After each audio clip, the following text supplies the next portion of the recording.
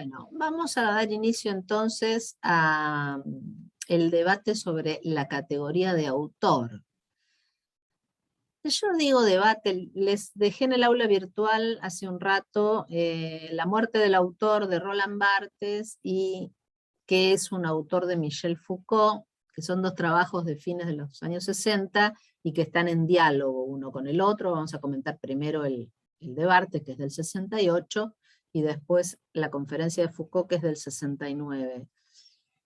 Y sigue siendo un debate. Uno podría decir, bueno, tienen más de 50 años esos textos. Es un debate que empezó a darse en esa época, ¿no? El 68, en el Mayo francés, podríamos decir, y sigue siendo un debate. No sé si debo sorprenderme o no, pero sigue siendo un debate en crítica literaria y en otras disciplinas también, porque es un debate que roza otras disciplinas humanísticas, por ejemplo la historiografía y desde luego la filosofía del lenguaje. Podríamos decir, ¿quién dice yo? ¿Qué se juega en esa figura autoral que aparece en los textos? Estamos hablando de literatura, ¿eh? Yo hoy voy a hablar exclusivamente de literatura de la mano de estos dos autores. Bueno, digo que sigue siendo un debate porque genera cierta polémica. Sigue generando polémica. Es decir, bueno, el yo de la escritura es un yo textual, es un sujeto, o como dijera Barthes en otro trabajo, es un ser de papel, que es una metáfora, por supuesto. ¿Qué quiere decir que el yo de la escritura literaria es un ser de papel? Bueno, que no hay una identificación simple y directa con el yo autoral, o el también llamado autor empírico, es decir, el ser real, el sujeto civil y social, que tiene un nombre, un apellido, un número de documento, y que escribe y publica sus libros, o no, que escribe. No hay una identidad absoluta, hay una relación como una especie de dialéctica de identidad y diferencia, porque tampoco podemos decir tan simplemente no tiene nada que ver con ese sujeto que firma el libro. Pero es una categoría problemática, como otras que hemos visto. Ustedes saben que a lo largo de la cursada lo que yo he tratado de hacer es de problematizar las categorías literarias, dicho así muy en general, ¿no?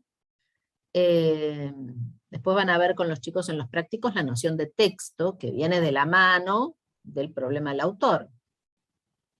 Bueno, vamos a ver un artículo de Roland Barthes, como les digo, de 1968, originalmente publicado en una revista y después recogido en un libro que reúne los ensayos más importantes de Barthes, que se llama El susurro del lenguaje. Hay dos traducciones castellanas, el susurro del lenguaje, que está en Paidós, y el susurro de la lengua, que está en siglo XXI. El que le subí al aula virtual es la traducción de Paidós. El artículo se llama La muerte del autor, y desde luego es un texto breve, muy provocador, diría yo, armó bastante revuelo en el momento de su enunciación y de su publicación, y todavía seguimos debatiendo, ¿no? Ustedes se van a encontrar, como les digo habitualmente, a lo largo de la carrera, con otros puntos de vista, con gente que no está demasiado interesada en aceptar que hay un autor de papel, ¿no? Que hay un ser de papel. El artículo de Barthes se inicia con una reflexión sobre un fragmento de Balzac, porque es una novela, Sarracín, cuyo yo autoral tiene un punto de vista ideológico en el fragmento que cita respecto de la mujer. Entonces, hablando antes de Antes de comenzar la clase estábamos hablando de los derechos de la mujer, ¿no? Y el largo camino que hemos recorrido. Bueno, Barthes se pregunta, ¿quién habla en ese texto? Él toma un ejemplo de Balzac, nosotros podríamos tomar un texto de otro autor, yo les traje hoy uno de mi querido Borges para variar, pero es uno que habla precisamente del problema, por eso lo elegí. Cualquier texto, casi cualquier fragmento de texto literario, admite esa pregunta. Como les he comentado cuando hablamos de poesía, en nuestra clase sobre el texto poético, ¿no? Que leí algunos textos de Juan L. Ortiz, algunos de Amelia Biagioni, ¿no? Cuando Biagioni en El humo, en su poema Me distraje un instante, dice, soy un agujero por donde pasa el mundo. Permite esa pregunta, ¿quién habla en ese texto? ¿Quién dice yo? ¿Es la autora con su nombre y apellido, con su humanidad, con su ideología? Bueno, uno, insisto, no tiene derecho a decir no, no tiene nada que ver con el autor. Es una voz en la escritura, el autor, como dice Barthes, desaparece. Bueno, ahora bien, si bien es cierto que no podemos negarle, no tenemos derecho, digo yo, no tenemos por qué negarle rotundamente a ese yo textual un vínculo con el yo real, digamos así, es cierto que la identificación no puede ser simple. En esto yo me planto, digamos, ya, ¿no? Como poniéndoles claramente mi punto de vista. No es una identificación simple. Eso es simplificar demasiado las cosas, para mi gusto. Bueno, entonces a propósito de este tema, Barthes se pregunta, ¿quién está hablando? ¿Habla el héroe? ¿Habla el individuo Balzac, en ese fragmento que cita al comienzo? ¿Habla el autor Balzac haciendo profesión de ciertas ideas literarias sobre la feminidad, sobre la sabiduría universal, etcétera? Bueno, claro, estas preguntas van a seguir generando respuestas, van a seguir estando siempre abiertas.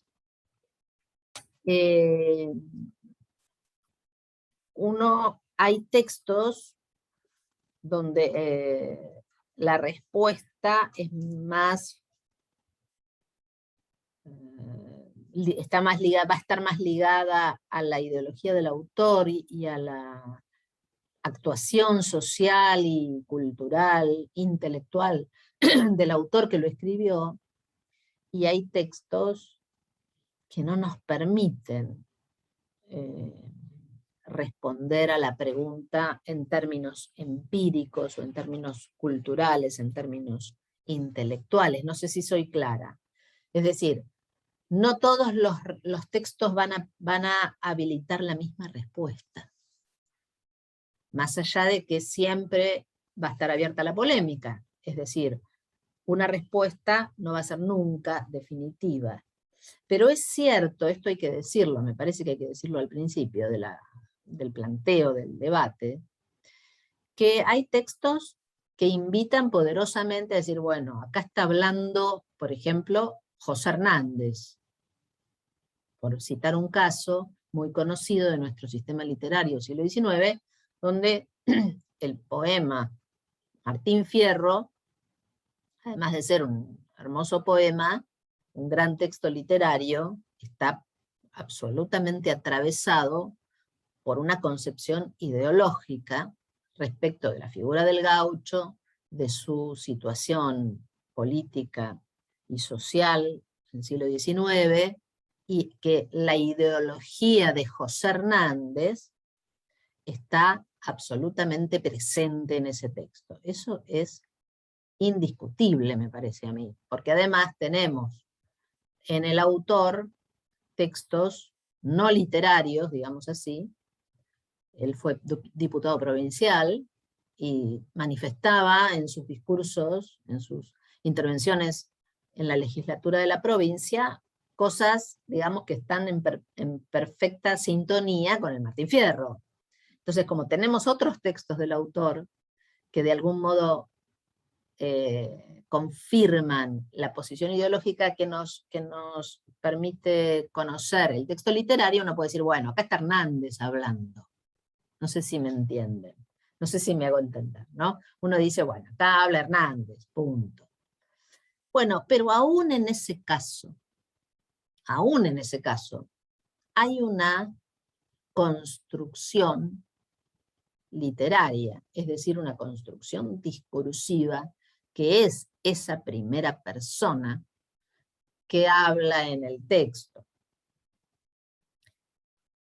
Y que si bien yo tengo todo esto para decir, lo que dije antes, ¿no? Respecto de la ideología del texto, donde se afirma la ideología de un yo autoral, aún así hay un espacio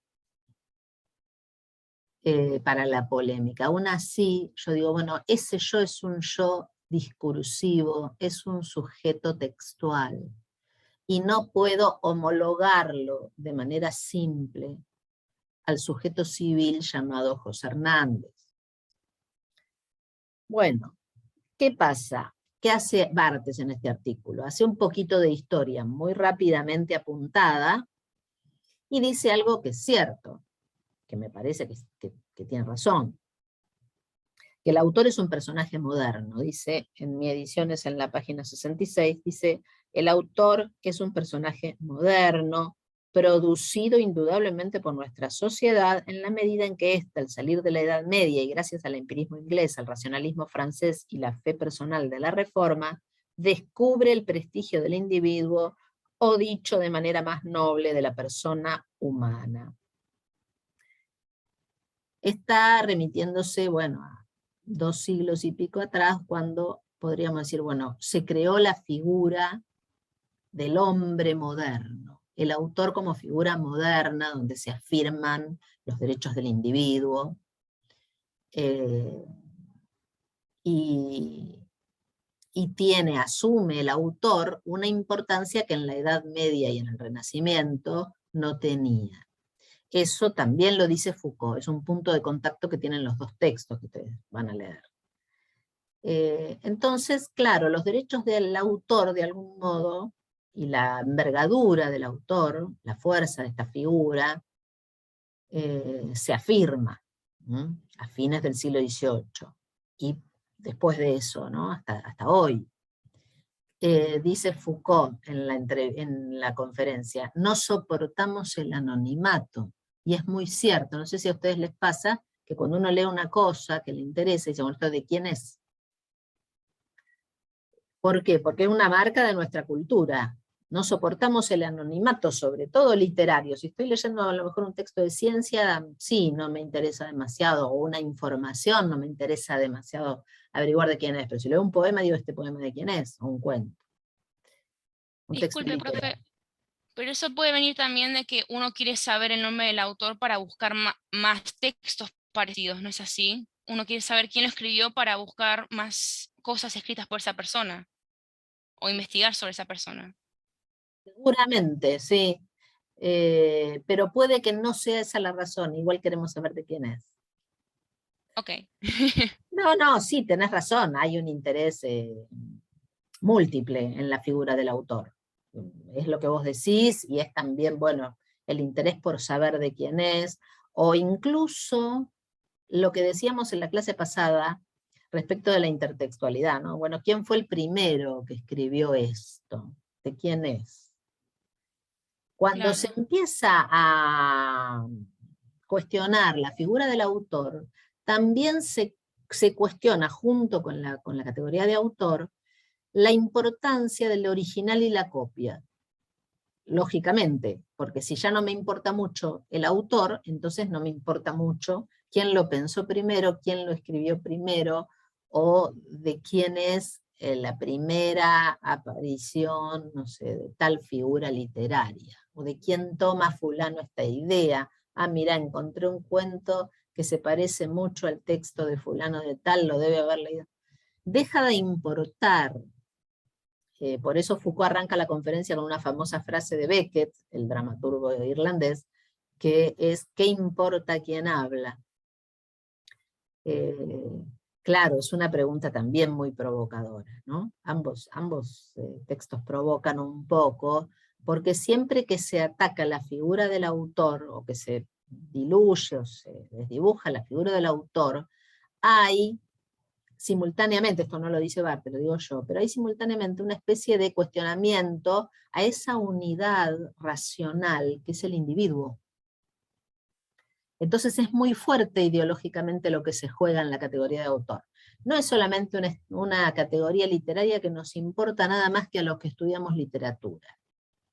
Se juega mucho ahí, porque si cuestiono, o si me importa menos, o si pierde fuerza, si pierde solidez, la idea del autor, el concepto del autor, la categoría del autor, con ella pierde solidez la unidad de razón que es el individuo, sobre todo en los últimos 230 años de historia occidental.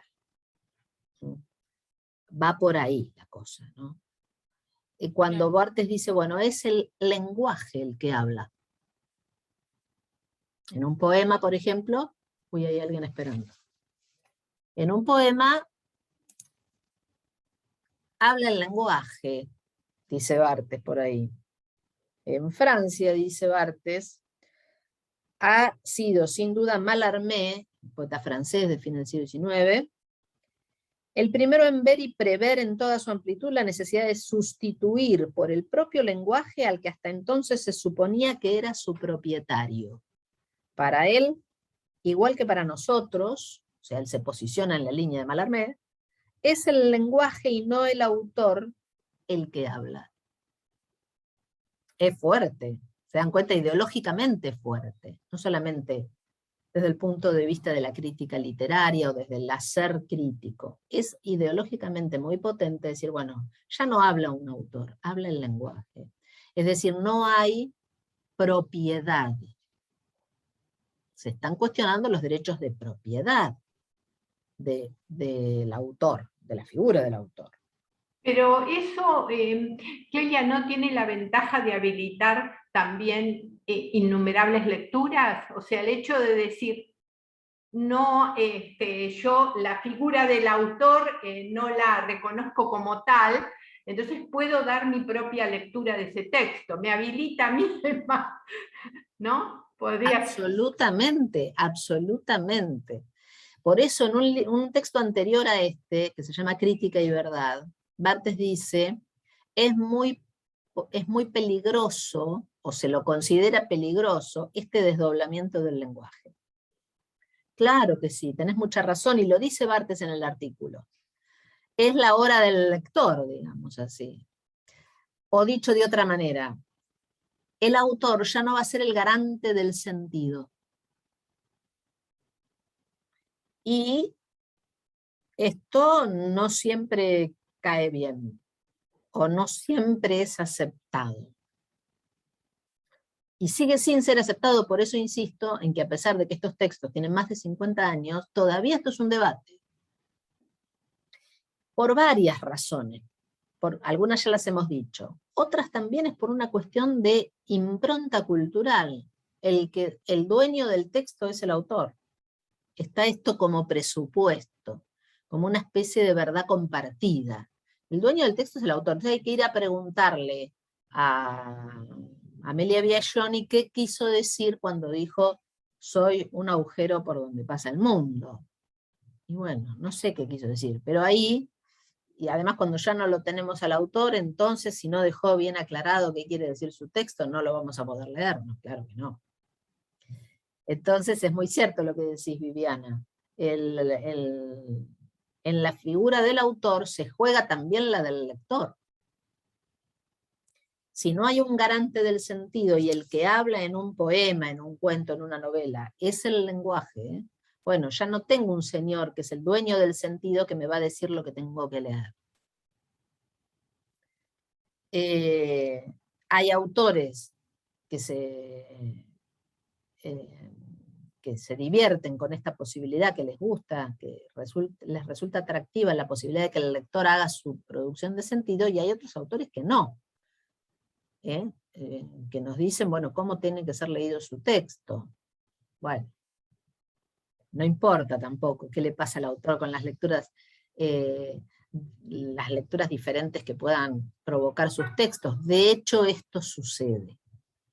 De hecho, esto sucede. Cuando se adapta un libro a otro medio, una serie, una película, siempre se ve esas cuestiones entre el autor de la novela y el autor del guión que se traban, y esto no es lo que yo quise decir. Siempre es bastante común que eso se vea cuando hablan con los autores del texto original. Absolutamente. Y ahí en el ejemplo que vos das hay otro problema, que es el cambio del lenguaje.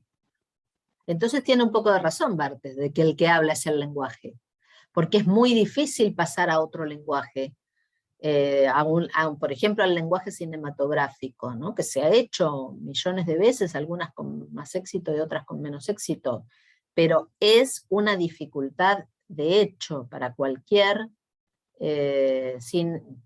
cineasta llevar una novela al cine o un cuento.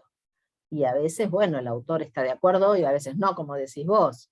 Pero ya el cambio de lenguaje es un problema, y entonces algo del sentido se juega en el lenguaje y no en la voluntad autoral, o no solo en la voluntad autoral. Bueno, este es el primer planteo de Barthes, y hay una noción que empieza a configurarse en este momento, por lo menos en Occidente, en la crítica literaria, que es la noción de escritura, que tiene una especificidad que se da muy claramente en este artículo. Dice, bueno, la biografía pierde valor frente a la escritura. Ya no importan tanto los aspectos biográficos del autor, los aspectos ideológicos, sino la escritura como acto donde intervienen los 1000 focos de la cultura, dice Barthes, nada menos. A ver si encuentro la cita. Dice, leo, es el final de uno de los parágrafos en la página 69. La mano alejada de toda voz, arrastrada por un mero gesto de inscripción y no de expresión, traza un campo sin origen, o que al menos no tiene más origen que el mismo lenguaje, es decir, exactamente eso que no cesa de poner en cuestión todos los orígenes. Niega el valor productivo del origen. Y en el comienzo del parágrafo siguiente se comienza a hablar de la noción de texto que él va a elaborar en otro trabajo que ustedes la van a ver en los prácticos. Y dice, el texto, hoy en día sabemos que un texto no está constituido por una fila de palabras, de las que se desprende un único sentido teológico, en cierto modo, pues sería el mensaje del autor Dios, sino por un espacio de múltiples dimensiones en el que se concuerdan y se contrastan diversas escrituras, ninguna de las cuales es la original. El texto es un tejido de citas provenientes de los 1000 focos de la cultura. Nada menos. Ven ustedes que ya, como dijo Viviana, se conecta autor con lector, pero también con texto.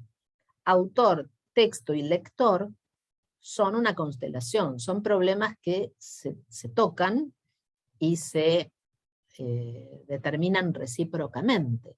Entonces, si yo no tengo origen, el texto no tiene origen, digamos, si yo como autor solo escribo y la mano traza un recorrido sin origen, en ese texto habla el lenguaje y a través del lenguaje los 1000 focos de la cultura. Acá hay una especie de subtexto que Barthes en este artículo no declara, que es el discurso psicoanalítico. Ese que estaba tan en boga en la Francia de los años 60, particularmente con las intervenciones públicas de Lacan, sus seminarios, sus clases, sus conferencias, donde se postula un sujeto que es atravesado por el lenguaje. No voy a hacer acá una digresión psicoanalítica porque no la hace Barthes en el texto, pero sepan que hay un subtexto de base psicoanalítica, ¿no? Un sujeto que está atravesado por el lenguaje, o en la formulación lacaniana, un sujeto que no sabe lo que dice cuando habla, que es una manera un poco provocadora de decir, bueno, el sujeto es hablado, cosa que dicen los poetas también. Hay que decirlo, no lo dice solo Lacan, lo dicen los poetas. Yo se lo he escuchado decir a muchos poetas, que el poeta es hablado. Entonces este problema está. Tengamos el punto de vista que tengamos al respecto, el problema persiste. Hay un sujeto que escribe, y como muchos poetas han dicho muchas veces en entrevistas, en conversaciones, en conferencias, no podrían dar cuenta exactamente de aquello que escriben. Como el propio Balzac no, Flaubert respondió harto un día, dijo, Madame Bovary soy yo. Es una manera de decir, no me pregunten más por Madame Bovary, no sé qué escribí en Madame Bovary, lean la novela. O también Tolstoy, cuando le preguntaron por Ana Karenina, bueno, ¿qué quiso decir con Ana Karenina? Tendría que repetir la novela para contestar esa pregunta. Estamos rozando el gran problema del sentido, que bueno, se va a ir desplegando después en sucesivos artículos de Barthes, de Foucault, y de muchos pensadores después de Barthes y de Foucault, bueno, de Derrida. Esto tuvo una particular vitalidad, este debate tuvo una particular vitalidad en Francia en los años 60 y 70, pero después se extendió a todo el mundo occidental, ¿no? Y sigue siendo, como les digo, algo retomado insistentemente en la crítica literaria. Yo que leo bastante crítica literaria porque me interesa, veo que este debate persiste y puntos de vista a favor y en contra, y todavía estamos discutiendo si el sentido del texto puede ser fijado o no. Entonces, como esto es un debate absolutamente vigente, creo que nos lo tenemos que dar nosotros en Introducción a la Literatura, por lo menos a título de debate. No lo vamos a resolver, ni ustedes ni yo, pero sí me parece crucial ver con claridad el problema. ¿Puedo hacer una pregunta? Claro, sí. Vos sabés que yo no estuve presente en el trabajo práctico de narración de Candelaria, pero ella dijo algo que después la vi, y algo que me quedó, viste, dando vueltas. Dice, hablaba de las distintas formas, digamos, los distintos parámetros para analizar un texto narrativo, una prosa. Y cuando llegó a la parte del conflicto, dice, sin conflicto no hay narración. ¿Viste? Y a mí eso me quedó colgando por esto que vos estás diciendo ahora. Para mí el centro de la narración es el lenguaje, porque hay tantos planos en que puede leerse un texto, que para mí el conflicto deja de ser el centro del texto, es cómo se dicen las cosas, más que lo que se dice. Pero bueno, no estuve presente en la clase como para plantearlo con ella. Para que ella dé su respuesta. Claro, si vamos a lo estrictamente narrativo, tiene que darse por lo menos algún acontecimiento. Y generalmente ese acontecimiento implica algún nivel de conflicto, porque si no, no pasa nada. Lo que ocurre, y me parece que es lo que te hace ruido, es que muchas veces un texto puede abandonar el imperativo clásico de la narración. Y entonces se torna poético, yo te doy la razón. Por ejemplo, ese es un tema muy abordado por los críticos de Juan José Saer, el novelista argentino, santafesino. Por ejemplo, hay una novela extraordinaria, es mi preferida de Saer, que se llama El limonero real. ¿Qué pasa en El limonero real? Mirá, pasa poco. Es una novela larga, de 250 o 300 páginas. Y pasa muy poco, porque el eje de esa, no sé si llamarlo el eje, la potencia de esa novela es el lenguaje. Es totalmente así. La potencia de esa novela es el lenguaje. Entonces, el conflicto, en los términos en los que seguramente lo planteó Candelaria, el conflicto pasa a un segundo plano. Doy otro ejemplo que a lo mejor lo conocen más que a Saer. Juan Rulfo, el mexicano. Si vos lees los cuentos del Llano en Llamas, son cuentos donde no pasa nada casi, o casi nada o nada. Por ejemplo, un cuento como Lubina. ¿Qué es Lubina? Tiene lugar en una ciudad llamada San Juan Lubina y de ahí el título del cuento. Ahora, ¿qué pasa? Nada. Una conversación entre un interlocutor mudo, ni siquiera es una conversación, un monólogo. Es puro lenguaje ese cuento. Entonces ahí viene bien tu observación. Digo, bueno, ¿es un cuento? Y si voy a la definición clásica, no, porque según la definición clásica tiene razón Candelaria, tiene que haber conflicto. Lo que pasa es que hay muchos grises, muchos matices, y donde prima el lenguaje, se levanta, digamos, la condición poética de ese texto, y el conflicto Pero baja. entonces volvemos también ante eso al tema de las normas, también, si se quiere.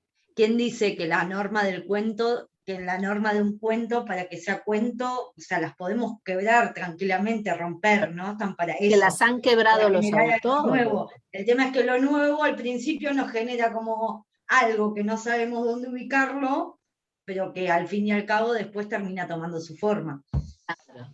Es que no Y sé si es nuevo, en ese punto, sí, perdón, en ese punto el autor vuelve a tomar protagonismo, porque el que es capaz de escribir de esa manera y ponernos en revolución todas esas cosas, ¿está o no está presente?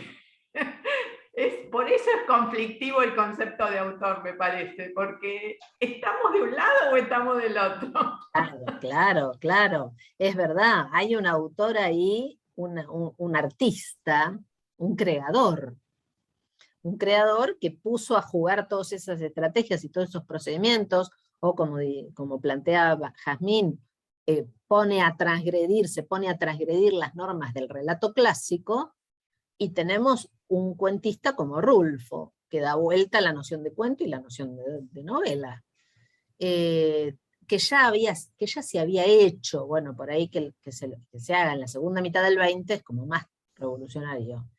Sí, por ahí no está buena la palabra nuevo, ¿no? Es como un nuevo, entre comillas, porque ya está, pero quizás diferente, ya volver otra vez quizás a romper una norma que había sido rota hace, no sé, años atrás y que hasta el momento no había pasado nunca nadie y ahora vuelve. Como retomar, ¿no? Como lo viejo también se transforma en nuevo y viceversa. Claro. Vos pensás que Kafka, que también de algún modo revoluciona la narrativa, murió en 1924, pero sigue siendo un texto, las novelas de Kafka siguen siendo muy revulsivas respecto de la norma de la novela. Pero claro, está muy bien tu pregunta, ¿cuál es la norma de la novela? ¿Quién dijo, como dijiste vos, quién dijo que la novela tiene que ser así o asá? Bueno, por eso está bien lo que dice Viviana también, ¿no? Hay un autor ahí que hace poner en tensión las normas, que produce sus procedimientos y sus renovaciones, y que tiene ese talento narrativo, poético, que da lugar a la escritura. El sujeto, digamos, no está cuestionado como una voluntad existente y un gesto, un acto de creación que da lugar a determinado texto. Eso no sería como infantil negarlo. Ahora, ¿sabés qué es lo que está cuestionando acá Barthes?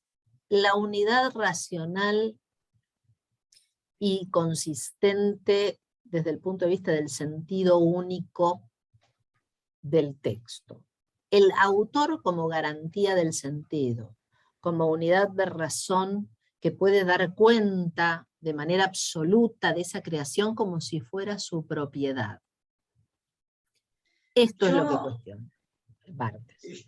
Yo escribo mucho hace mucho tiempo.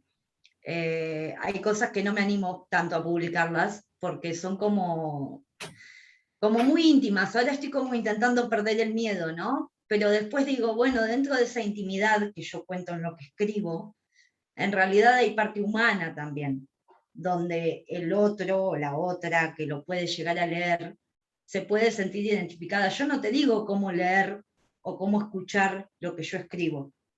Yo lo escribí y tengo que separar también mi yo poético de mi yo autoral, ¿no? Si se quiere. No sé, me lo pongo en conflicto ahora con esto que decís, ¿no? Es como, yo lo escribí en base a lo que yo siento y en base a lo que a mí me causan esas palabras, pero el otro se puede sentir identificado o no, o tomarlo para otro lado, para el lado que lo sienta.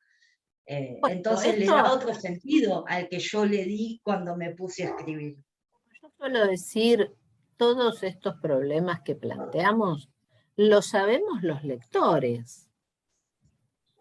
Aunque no escribamos, y escribimos más todavía, porque lo vemos de los dos lados, porque todo escritor es un lector, no te pasará a vos. Pero los lectores sabemos esto, que cuando el autor escribe y dice yo, y aunque cuente una intimidad personal, bueno, eso está puesto en palabras, entonces está tocado por el lenguaje. Y si está tocado por el lenguaje, ya no es del orden de lo real. Esto, como ustedes ven, los temas que hemos desarrollado a lo largo del cuatrimestre están todos conectados, porque yo ahora vuelvo a hablarles a ustedes del problema de la ficción. Claro, es que es el mismo problema visto desde otro lugar. Lo que está tocado por el lenguaje ya no es del orden de la realidad, no es absolutamente homologable a lo real. Entonces el yo tampoco, le pasa lo mismo al yo de la escritura. Es un tema absolutamente conectado con la noción de ficción que ya hemos estudiado y con lo que planteaba Nietzsche en el año 1873 en su tratado sobre verdad y mentira en sentido extramoral. Acá podríamos decir verdad y mentira en un sentido extramoral a la hora de leer. No está mintiendo el narrador si dice yo y me cuenta una cosa que no le pasó. No es ni verdad ni mentira, es textualidad, es sentido. Y si no es ficción, por ejemplo, un poema que no se propone como un relato de ficción, ese yo también está a salvo de las alternativas de la verdad y la mentira. Es como si el problema de su veracidad no se planteara en el texto literario, y la identidad real del yo que escribe tampoco. Es como un fuera de lugar. Claro, insisto, yo lo digo con mucha convicción, pero puede discutirse. Lo que yo creo que a estas alturas del siglo XXI no se puede discutir, me disculpan, pero lo creo sinceramente, es que no podemos hacer una identificación simple y decir, bueno, este que habla es el yo, esto le pasó a este señor y se terminó. Eso me parece que ya no se puede sostener. Sí se puede sostener, bueno, que hay, como dije, me parece una fórmula válida, una dialéctica de identidad y diferencia entre el yo que escribe y el sujeto textual, que es una manera de no resolverlo, ¿no? Por eso digo, me parece una fórmula válida, hablar de dialéctica de identidad y diferencia, de ser y no ser. ¿Qué pasa con todo? Porque pasa con todos los objetos del poema. Eso lo vimos cuando hablábamos de Juan L., o lo dije cuando hablábamos de Juan L. Ortiz. Es y no es el Gualeguay, el río evocado. Claro que es el Gualeguay, si él vivió ahí un montón de años y vivió otro montón de años a las orillas del Paraná. Uno de los dos ríos es el Gualeguay o el Paraná, pero también no son los ríos Gualeguay y Paraná. Hay una dialéctica ahí. Y es el problema del lenguaje, no es solo el problema de la literatura o del tal o cual poema o de tal o cual relato, es el problema del lenguaje. Por eso es un problema filosófico, como lo hemos dicho ya varias veces. Bueno, entonces dice, sigo con Barthes, porque si no, no voy a llegar a Foucault. El lenguaje conoce un sujeto.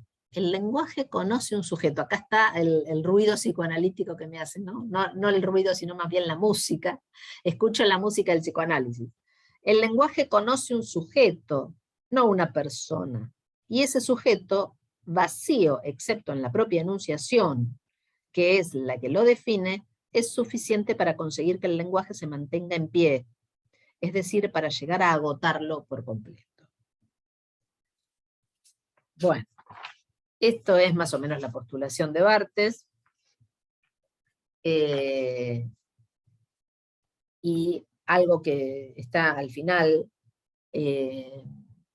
del trabajo de Barthes y con lo que yo coincido, es que esta concepción del autor, que implica una concepción del lenguaje y del texto, posiciona, como ya hemos dicho, al lector, le da, digamos, la llave de la posibilidad de leer, le abre las puertas de la posibilidad de las lecturas, y también, digamos, solidariamente con estas ideas,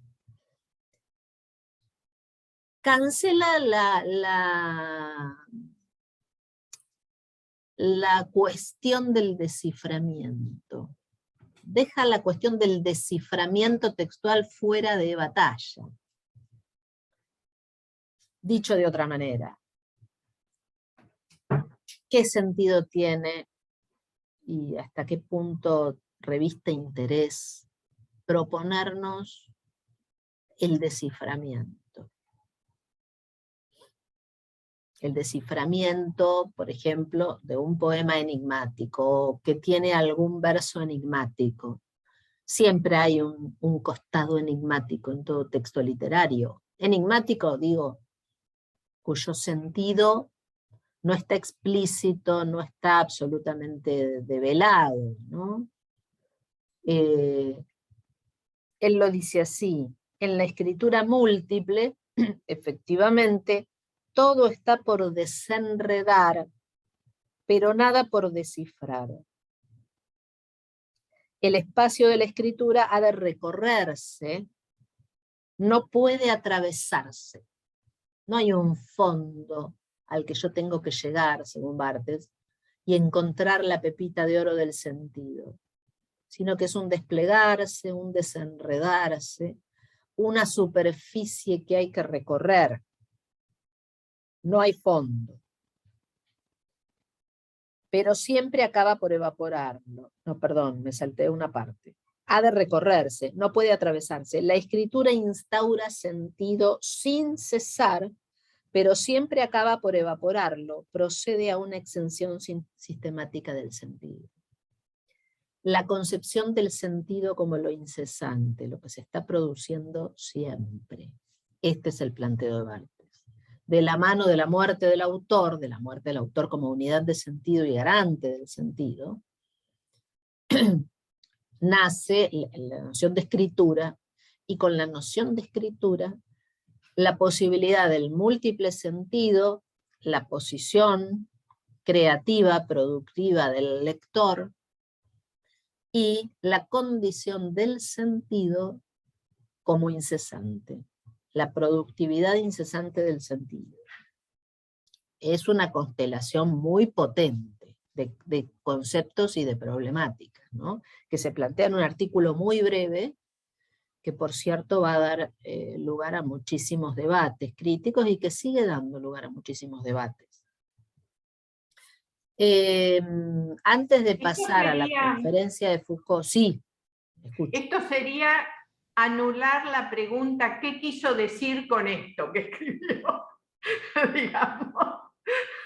Anularla, sí, anularla como pregunta que exige una respuesta única. Claro, claro. En todo caso, esa pregunta insistiría. Claro que sí. Yo creo que ya se los dije más de una vez hablando de otra cosa seguramente. La pregunta ¿por qué quiere decir un texto? Es una pregunta que puede hacerse, pero nunca va a ser respondida de manera definitiva. Acá había puesto algo Sofía y yo no lo leí. Dice Sofía, además de que uno al leer está aplicando más su imaginación, en ese caso mientras que la película suele estar tirándote las imágenes ya de por sí usualmente. Bueno, supongo que estás hablando de la transposición cine-literatura. Claro, el lenguaje cinematográfico es una cosa, el lenguaje literario es otra, y eso va a modificar el sentido, claramente. Nos habrá pasado a todos alguna vez de ver una película cuya novela leímos y no nos terminó de conformar, o al revés, o tal vez sí. O al revés, vimos primero la película y después leímos la novela y también percibimos la diferencia, la dislocación, el desajuste, y bueno, eso tiene que ver con el lenguaje. Además, digo, esto lo traje a colación porque de algún modo prueba la hipótesis de Barthes respecto del que el que habla también es el lenguaje. Claro que sí. El lenguaje literario hace su trabajo, más allá de la voluntad del autor. Yo, por supuesto, comparto en gran medida el artículo de Barthes, ¿no? Creo que, si bien acepto discusiones, por supuesto, ¿cómo no voy a aceptar discusiones? Y como les digo, toca también el problema de la ficción. Cuando yo escucho decir, por ejemplo, que autores como los cronistas, o este novelista francés que se llama, a mí me encanta, Emmanuel Carrère, no dice, bueno, escribe autoficción. Acaba de hacerle un juicio a una exmujer porque se había comprometido a no usarla a ella como personaje y la incluyó en una novela, y la exmujer le hizo juicio. Entonces él, me resultó divertido el debate porque él dice, es la primera vez que un personaje de una novela me hace juicio. Por supuesto, usando esta argumentación a su favor en el juicio, pero claramente ahí se juega también el debate, ¿no? ¿Quién puede asegurar que ese personaje corresponde exactamente a esa persona real? Claro, porque sería un personaje creado por esa escritura. ¿Quién dice también que puede ser? Claro, puede ser ficción. ¿Por qué ella se refiere? Porque me parece que se llamaba como ella, no sé, pero bueno, en cualquier caso, el debate roza la cuestión literaria, por supuesto. Claro, pero él mismo se hubiera podido quedar callado, pero también él mismo dijo, es la primera vez que uno de mis personajes me hace un juicio, así que también él mismo se mandó al frente. No, pero siempre tiene salida, claro, pero él siempre tiene una salida todo eso, claro, porque es el lenguaje el que habla, el sujeto está desprovisto de toda, está vacío para que ese lenguaje pueda hacer efecto, ¿no? Esa escritura y ese lenguaje, eso habla de Barthes, que el sujeto tiene que tender, claro, a vaciar, a estar vacío de subjetividad para poder ser llenado con ese lenguaje. Claro que esto, y lo va a decir en la conferencia Foucault, me estoy adelantando, esto pasa también en otros discursos o en paratextos. Por ejemplo, a ustedes les habrá pasado alguna vez, seguramente, el autor de un libro, sea novela o cuento, que prologa su propio libro, ¿no? Que escribe un prefacio, como decíamos en la clase pasada, un paratexto. Por ejemplo, era muy común en el siglo XIX una nota titulada Al lector. Entonces uno se pregunta, ¿quién habla ahí en esa nota? La firma el autor, a veces con las iniciales, ¿no? Suele aparecer la firma solo con las iniciales. O un prefacio. Claro. O un prefacio. O un prólogo a una segunda edición, por ejemplo. El prólogo a la segunda edición de tal novela. Que el propio autor, ¿no? Si es otro, bueno, es otro. No se generaría tan fuerte la cuestión, no se plantearía la cuestión. Pero cuando es el mismo autor, no dice, bueno, este yo que escribió el prólogo, ponele en la segunda edición, 10 años después, una cosa así, es el mismo yo que escribió tal cosa. Bueno, ahí también se plantea la cuestión que vendrías a justificar un poco, con alguna medida, las hipótesis de Barthes. Si es un yo ambivalente, hay, como dice Foucault, muchos egos en la escritura, y vale entonces la cuestión de este vacío, de esta diferencia fundamental entre el yo de la escritura y el yo civil, digamos, el yo empírico, porque ese yo empírico es la misma persona real, no podemos discutir eso. Sin embargo, hay otro yo. Y cuando escriben esto, ¿no? Los prólogos después de algún tiempo de publicado el libro, o sea que para la segunda edición por ahí, hay que verlo también, si lo escriben como el autor que escribió los cuentos o los poemas o lo que sea que está en esa primera edición, o si ya se escribió el autor, pero el autor como lector también, de sus propios poemas o cuentos, o de lo que sea que estamos hablando. ¿Se entiende? Caso, como diciendo, sí, sí, se entiende. En cualquier caso hay una diferencia. Sí, claro. Es otra posición del yo, entonces también es otro yo. Entiendo tu pregunta, no tengo una respuesta precisa. Lo que digo es que hay mucha variabilidad, entonces es un yo inestable.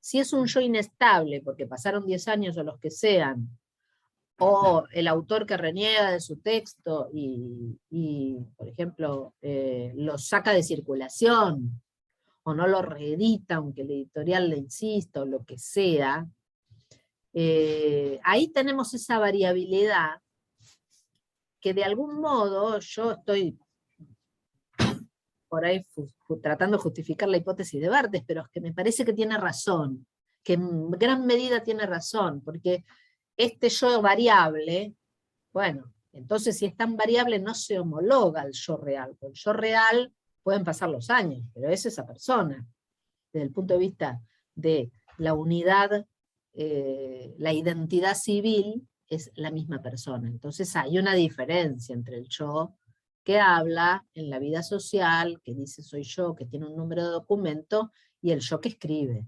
No es lo mismo. Esto es lo que yo creo que no se puede discutir. Es como decir que ese yo inestable tiende a oscurecerse, generalmente, por eso no hay una respuesta, generalmente tiende a ocultarse, a oscurecerse.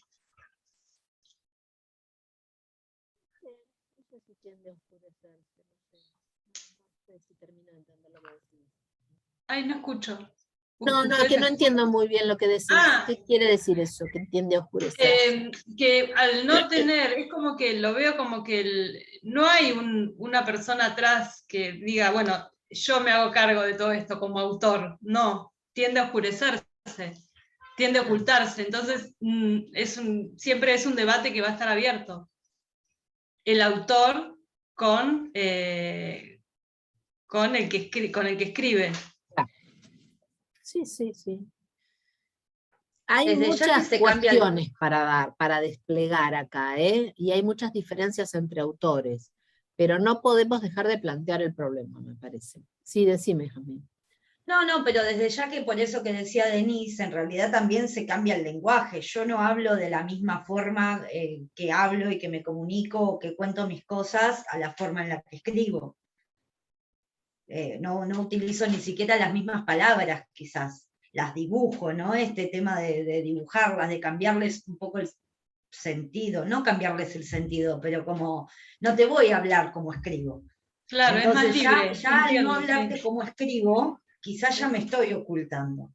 La escritura es más libre. Si yo no le pusiese mi nombre a lo que escribo, seguramente no sabrías que soy yo. Claro. La cuestión del seudónimo es algo que nos permite a nosotros pensar que hay un yo textual. Por ejemplo, yo traje acá algo que no sé si ya se los nombré, los diarios de Piglia, y él titula Los diarios de Emilio Renzi. Y arriba dice Ricardo Piglia. Entonces yo digo, bueno, entre Ricardo Piglia, y Emilio Renzi, ¿qué pasó?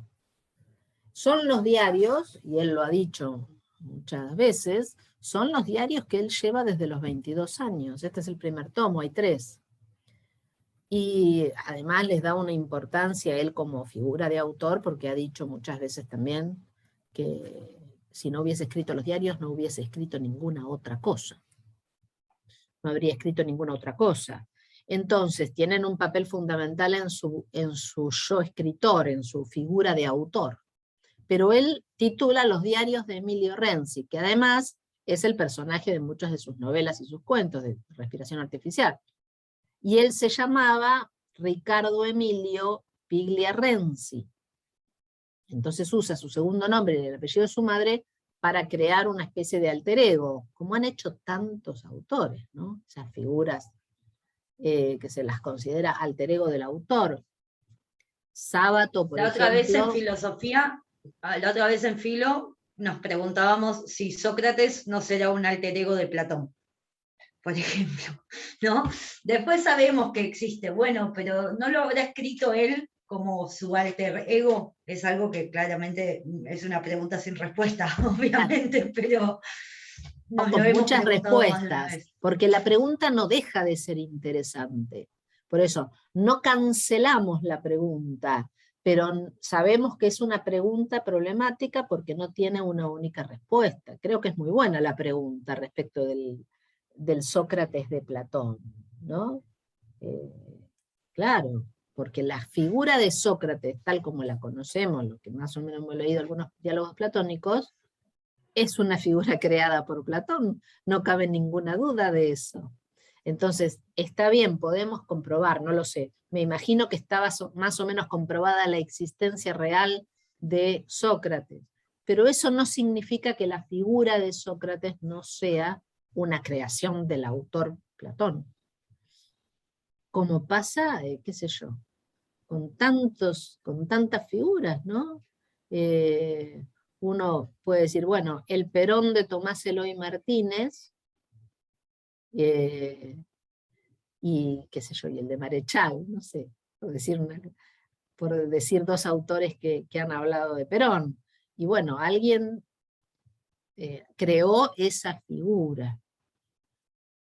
Yo les quiero leer un texto muy breve, que seguro ya lo conocen, pero habla de este problema, por supuesto de Borges. En El Hacedor, Borges escribe un texto, ¿lo conocen? Se llama Borges y yo. Borges y yo. Al otro, a Borges, es a quien le ocurren las cosas. Yo camino por Buenos Aires y me demoro, acaso ya mecánicamente, para mirar el arco de un zaguán y la puerta cancel. De Borges tengo noticias por el correo y veo su nombre en una terna de profesores o en un diccionario biográfico. Me gustan los relojes de arena, los mapas, la tipografía del siglo XVIII, las etimologías, el sabor del café y la prosa de Stevenson. El otro comparte esas preferencias, pero de un modo vanidoso que las convierte en atributos de un actor.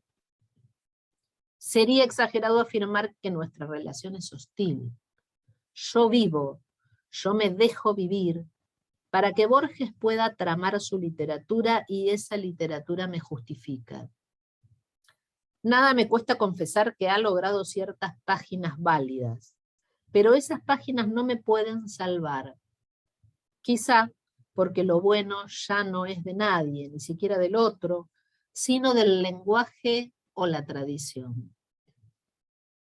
Por lo demás, yo estoy destinado a perderme, definitivamente, y solo algún instante de mí podrá sobrevivir en el otro. Poco a poco voy cediéndole todo, aunque me consta su perversa costumbre de falsear y magnificar. Spinoza entendió que todas las cosas quieren perseverar en su ser. La piedra eternamente quiere ser piedra y el tigre un tigre. Yo he de quedar en Borges, no en mí, si es que alguien soy. Pero me reconozco menos en sus libros que en muchos otros, o que en el laborioso rasgueo de una guitarra. Hace años yo traté de librarme de él y pasé de las mitologías del arrabal a los juegos con el tiempo y con lo infinito, pero esos juegos son de Borges ahora y tendré que idear otras cosas. Así mi vida es una fuga y todo lo pierdo y todo es del olvido o del otro.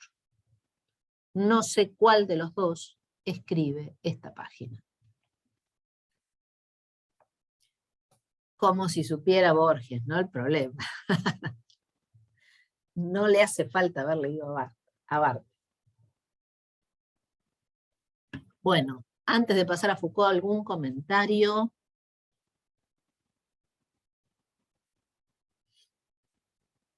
Ya han hecho algunos, pero a lo mejor se quedaron con ganas de decir algo más. No, eso quiere decir que en todo escritor siempre va a confluir el autor y el yo literario, el yo lírico.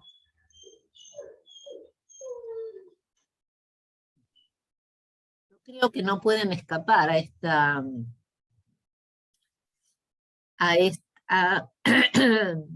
no quiero decir división, no me gusta la palabra, pero a esta especie de incertidumbre respecto de la identidad del que escribe. Hay algo del orden de la incertidumbre en ese yo que escribe. Creo yo, me parece, que no se puede obviar el problema. Y que los escritores lo saben. Saben, ¿no? Que hay ahí una cuestión bien interesante que nadie puede resolver, ni el lector ni ningún autor puede resolver. A mí lo que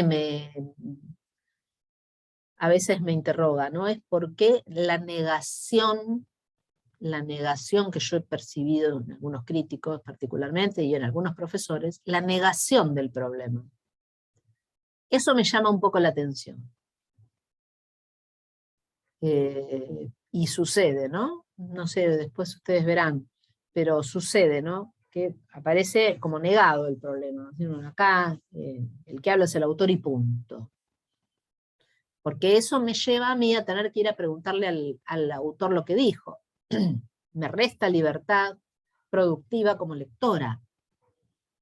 Esto es lo más penoso de la situación. Y además me parece una manera de simplificar el problema, que la literatura no hace más que demostrar la existencia de este problema, como el texto que acabo de leer, pero muchos otros. Decía recién Sábato, como empecé a decir, Sábato escribe en Abadón el Exterminador, crea una figura que se llama Sabato, digamos. Uno lee Sabato porque le saca la tilde. ¿Quién es Sabato? Es un hombre que es un personaje, el protagonista de Abaddon el Exterminador, su tercera novela, que escribió Héroes y Tumbas. Y la segunda novela de Sabato se llama Sobre Héroes y Tumbas. Entonces, bueno, ahí él pone como una pequeña muesca en el lenguaje que permite, que señala la diferencia. No es Sábato, no es Ernesto Sábato, sino Sabato. No es el autor de Sobre Héroes y Tumbas, sino el autor de Héroes y Tumbas. Es una pequeña diferencia en la nominación para señalar el problema, digo yo, no sé. Lo mismo claro, pasa para llevarte donde quiere, donde quiere llevarte. Lo mismo pasa con la ciudad, ¿no? La ciudad de Buenos Aires, el Parque Lezama, que aparece tantas veces en la novelística de Sábato. Bueno, es el Parque Lezama de la ciudad de Buenos Aires. Uno puede viajar a Buenos Aires, ir al Parque Lezama, existe. La descripción incluso de algunas estatuas que hay allí, uno puede decir, bueno, es el Parque Lezama. O es la pirámide de Mayo del cuento de Cortázar, de Después del almuerzo. Hay una distancia, hay una diferencia, a veces tan pequeña que no se ve, pero es una diferencia de naturaleza, son construcciones discursivas. A mí me parece que no se puede obviar el problema, que los profesores de literatura, o los que nos interesa estudiar la literatura, no podemos obviar el problema como si no existiera. Eso me parece un error crítico. Y con ese error crítico se juegan muchas cosas, como digo, ¿no? Porque si hago una identificación plana entre la naturaleza del yo autoral y la naturaleza del yo textual, entonces no queda espacio para la producción del lector, no queda espacio para la productividad del sentido. Tengo sí o sí que ir a preguntarle al lector, al autor lo que quiso decir. Bueno, queda planteado el problema y muchos textos invocan este problema. Particularmente me parece a mí el texto poético. Tal vez por la potencia del yo en el enunciado poético. Pero cualquier novela pasa lo mismo. Bueno, muy bien.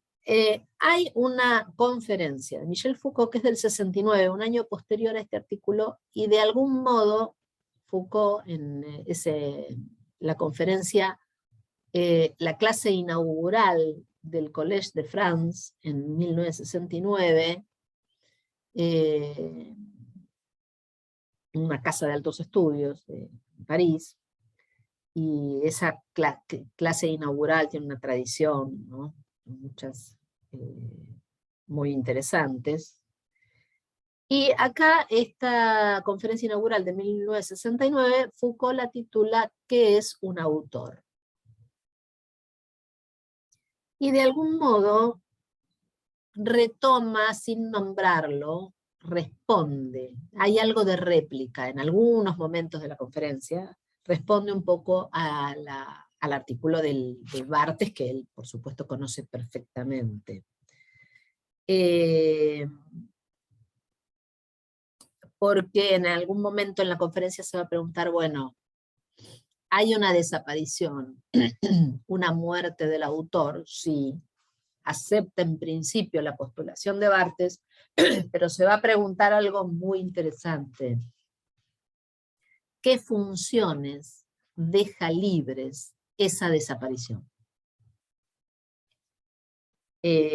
Dice Foucault, tienen la conferencia en el aula virtual, la subí hace un rato.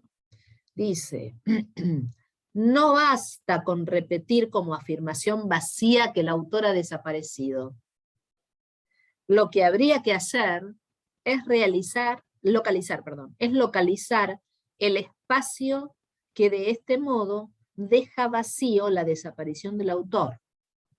Acechar las funciones libres que esa desaparición hace aparecer. Y este es el propósito de Foucault, pensar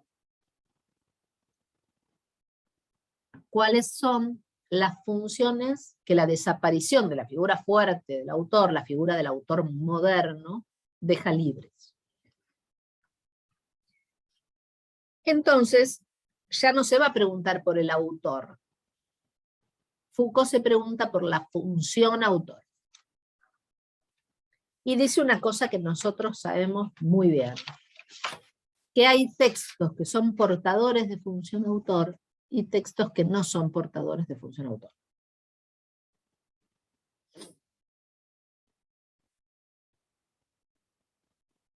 Es decir, que el nombre del autor ejerce, digamos así, un papel en relación con ese discurso. Ese es el texto portador de función autor. Dicho de otra manera, si un texto es portador de la función autor, es porque hay una relación muy determinante entre el nombre del autor y ese discurso. Por ejemplo, en primer lugar hay una función clasificatoria. Eso es evidente en el sistema literario, en cualquier sistema literario. Digo, bueno, la cuentística de Horacio Quiroga. Horacio Quiroga, el maestro rioplatense de primeros años del siglo XX, ejerce un magisterio indiscutible en toda la cuentística, no solo del Río de la Plata, pero particularmente los autores argentinos y uruguayos del siglo XX. Hasta hoy, les diría. Si yo hago un trazo, una línea genealógica, sería muy interesante hacerlo, no lo vamos a hacer hoy, de Horacio Quiroga hasta Samantha Schweblin, una cantidad enorme de cuentistas argentinos que tienen una deuda con el maestro Quiroga. Lo mismo los uruguayos, Felisberto Hernández, Vera Giaconi. Bueno, acá yo armo una posible genealogía autoral, eso es, por supuesto que se puede discutir, pero fíjense que estoy haciendo, más allá de que se me discuta o no quién entra, quién no entra en esa genealogía, estamos hablando de una función clasificatoria del nombre de autor, Quiroga. Él crea en el Río de la Plata o para el Río de la Plata. A su vez, podemos hacer la conexión con la estética de Poe, sin duda, podríamos hacerlo, pero no solo con Poe, también con Maupassant.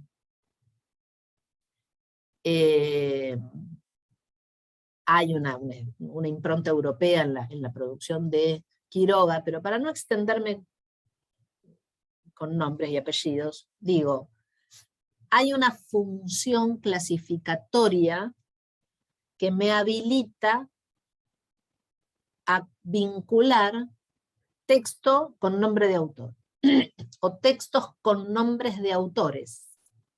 Entonces, esos textos para Foucault son portadores de la función autor. Porque pasa esto.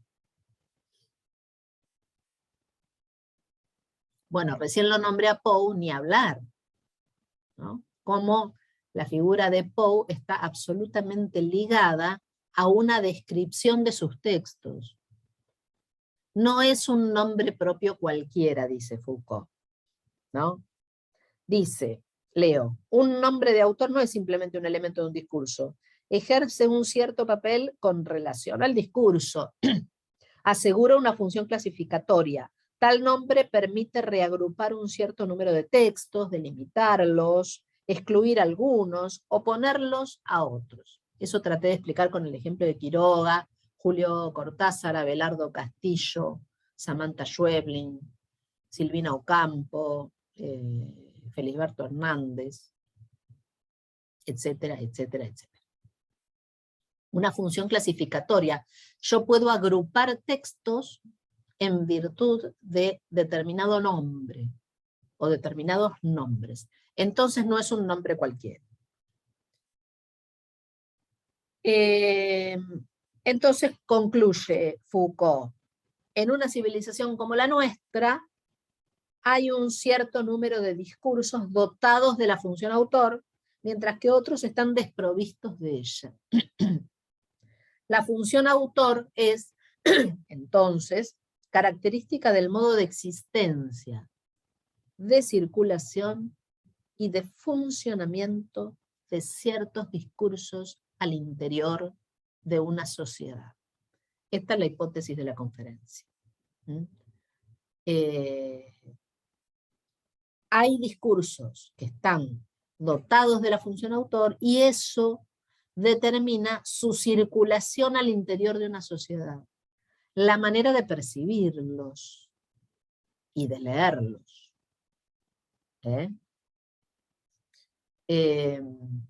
Yo me acuerdo que cuando yo estaba terminando la carrera, 86 por ahí, hizo mucho ruido un poema que empezó a circular y que todavía lo he visto por ahí, en algunos afiches o postales, que se llama Instantes, firmado por Borges. Bueno, eso generó mucha confusión, porque mucha gente lo tomó por un poema de Borges, bueno, después se estableció que no era un poema de Borges, por supuesto participó en el debate la viuda de Borges diciendo que eso no era de Borges, pero hubo muchísimo, circuló muchísimo ese poema. Y no sé si lo conocen, titulado Instantes. Bueno, eso de algún modo puso sobre el tapete y a nivel de polémica trivial para cualquier consumidor, la cuestión del autor, la cuestión de la autoría. Bueno, ¿por qué no es de Borges? Más allá de que lo diga la viuda. Y uno como lector dice, bueno, yo no lo reconozco a Borges mucho en ese poema, más allá de en algún verso. Pero a la gente le gustó, digamos, tuvo gran popularidad. Por eso les digo que se imprimieron afiches, postales. Y me parece que hubo una confusión, una autora mexicana creyó que era de Borges, lo incluyó en una antología, bueno, hubo algunos inconvenientes, ¿no? Y lo traigo a colación porque por ahí la gente común, ¿qué quiero decir? La gente que no le interesa particularmente estos problemas, se preguntaba, bueno, ¿qué importa si no es de Borges? No me importa, a mí me gusta ese poema.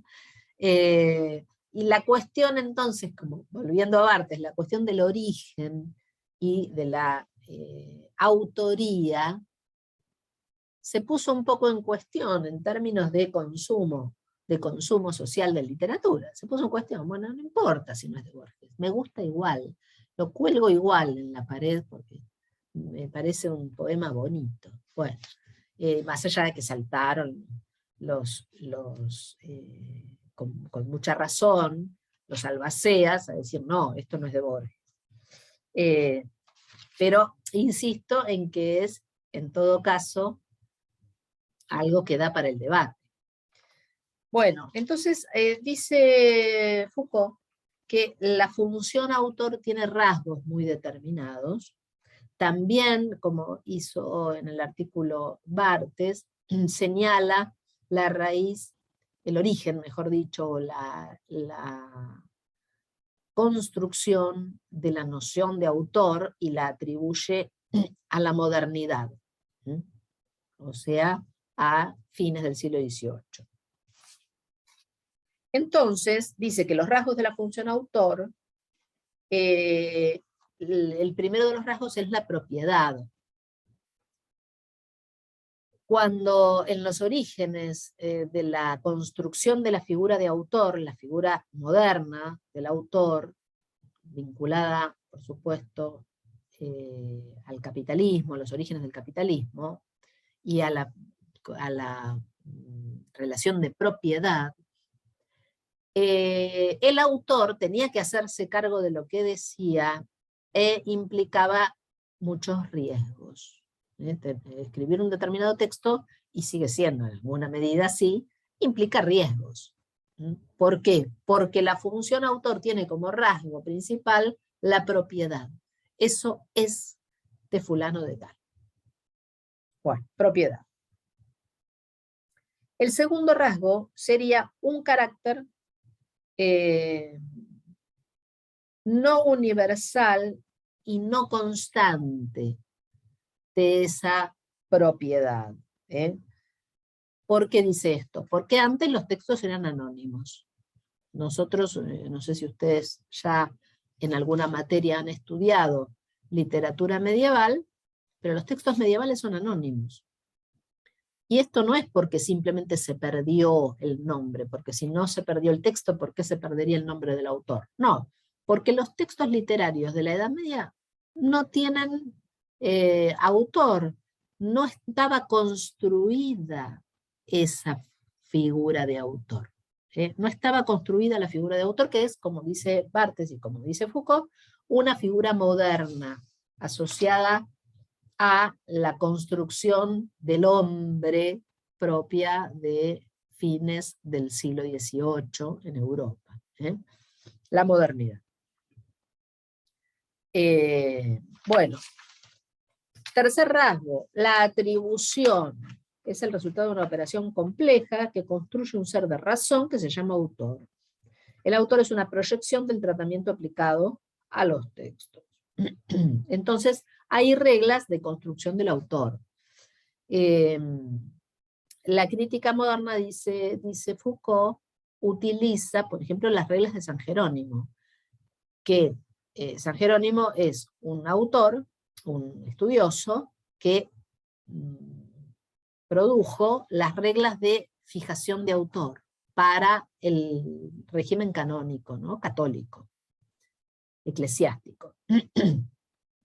Bueno, según Foucault, la crítica moderna de algún modo copia esos criterios, que son criterios, los criterios de San Jerónimo, que son criterios de autoría, para fijar autoría, y se inscribe en esta tradición eclesiástica para fijar una unidad de autor. Entonces, habría, por ejemplo, una unidad de tiempo, una unidad de estilo, una unidad conceptual o ideológica, que determinarían los rasgos de determinado autor, que determinarían, las características conceptuales, ideológicas y de estilo de determinado autor, ¿no? Entonces eso me permite fijar autoría. Esto, por ejemplo, para el derecho canónico es muy importante, y si ustedes indagan un poco en la crítica literaria interesada en fijar, por ejemplo, la autoría de un determinado manuscrito encontrado, también es muy importante para la crítica literaria que tiene ese interés, ¿no? Generalmente de autores lejanos en el tiempo, que se encuentra a lo mejor algún manuscrito, le pasa también a la pintura, ¿no? Se encuentra un cuadro, hay que fijar con determinadas reglas si es de tal autor o no es de tal autor. Muchas veces hemos visto en los museos, por ejemplo, atribuido a Rembrandt, o atribuido al Bosco, porque no hay acuerdo entre los especialistas si es o no es de fulano de tal. Pasa lo mismo con los textos. De algún modo, esta cuestión se popularizó a fines de los 80, cuando les digo que empezó a circular ese poema de Borges, que no era de Borges, y la gente empezó a decir, bueno, a mí me gusta, o no me gusta, pero que puso en duda la autoría. Bueno, hay un problema filológico que es la fijación de la autoría. Eso tiene que ver con la importancia que tiene la figura de autor para determinados textos. O sea, ¿qué está diciendo acá Foucault? Está diciendo, hay textos portadores de la función autor. Y como hay textos portadores de función autor, es una relación entre un nombre propio y un discurso. Y está abundando en argumentos a favor de esa hipótesis. Entonces está diciendo, bueno, si nos preocupamos tanto por fijar autoría, quiere decir que hay una función autor, ¿verdad? Bueno, y al final, estoy yendo un poco rápido para que me alcance el tiempo, que ustedes después lean detenidamente la conferencia porque vale la pena. Al final reflexiona sobre los deícticos. Los deícticos son las palabras que tienen una especie de vacío de significación y que se llena con el contexto de producción. Por ejemplo, yo. El deíctico por excelencia. Es una palabra vacía, yo. Es un pronombre de primera persona, en función sujeto. O sea, tiene información morfológica y sintáctica, no tiene información semántica. No sé quién es yo. La palabra yo se llena en el contexto de su enunciación. Eso es un deíctico. Pasa lo mismo con otros pronombres. De primera, de segunda, de tercera persona. Yo digo ella es un deíctico porque no quiere decir nada menos que el pronombre ella esté puesto en un contexto de enunciación donde se llena de sentido. Eso a lo mejor lo estudiaron en el colegio, es la significación ocasional de los pronombres. Ocasional porque se llena de sentido en un contexto de producción. Bueno, entonces se pregunta Foucault qué pasa con los deícticos en la escritura literaria y no literaria, pero particularmente en la escritura literaria. Esto ya lo hemos conversado hace un rato cuando hablamos del yo de la escritura, del yo de papel. Los deícticos en la escritura literaria no funcionan como en la vida social. ¿Por qué? Y bueno, porque el texto tiene un sistema, digamos, y unas condiciones de producción muy particulares. Y una circulación muy particular. Entonces, esos deícticos se llenan de sentido, sí, por supuesto, pero de una manera distinta, propia de la circulación de estos discursos portadores de la función autor. ¿Se entiende? Bueno, apenas planteé rápidamente la primera parte de la conferencia, me faltó la segunda, que es bien interesante, que es la noción de transdiscursividad.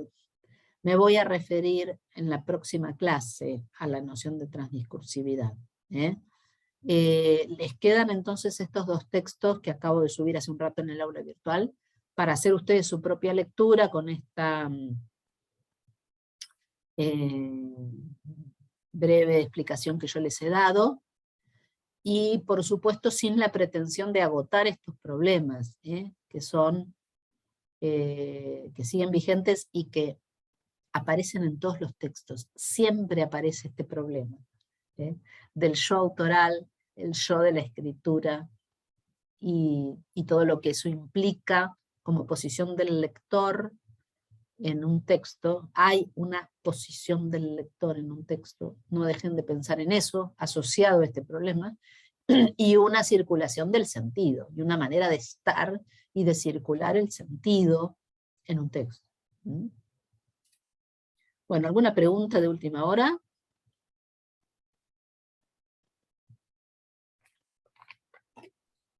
Quería comentar que una vez en una exposición de editoriales independientes me había comprado justamente el librito con apostillas de Daniel Link.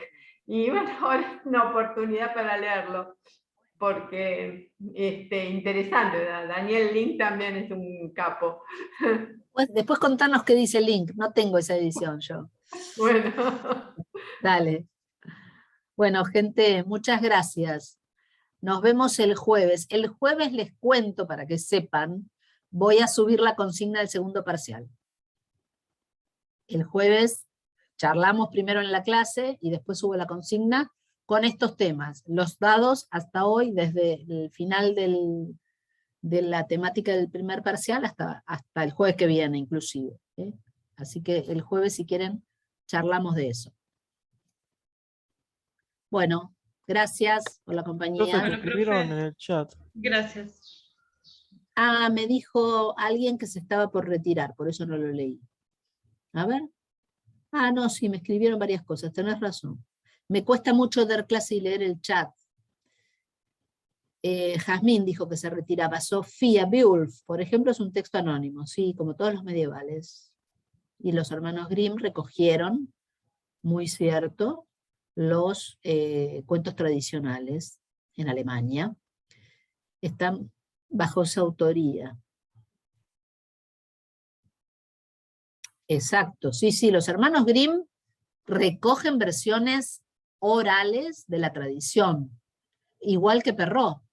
Lo que pasa que Perrault, que lo hace en Francia, le hace muchos agregados, y los hermanos Grimm, según dicen los que saben, son más fieles a las versiones orales de los relatos tradicionales. Pero sí, es un caso de literatura anónima. Grimm, Perrault o Andersen lo que hicieron fue recoger versiones orales de los cuentos tradicionales. Sí, va a haber recuperatorio del primer parcial, por supuesto, pero los recuperatorios los tomo al final de la cursada, yo les aviso. Sí, va a haber recuperatorio de los 2 parciales. Cada parcial tiene su recuperatorio. Primero tomo el segundo parcial y después los 2 recuperatorios. Creí que lo había aclarado alguna vez, si no lo aclaré en su momento, disculpas.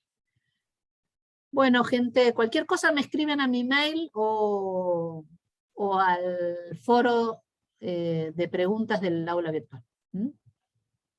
Bueno, bye bye. Gracias, profe. Gracias, profe. Gracias a ustedes. Chao, chao. Adiós. Gracias. Chao.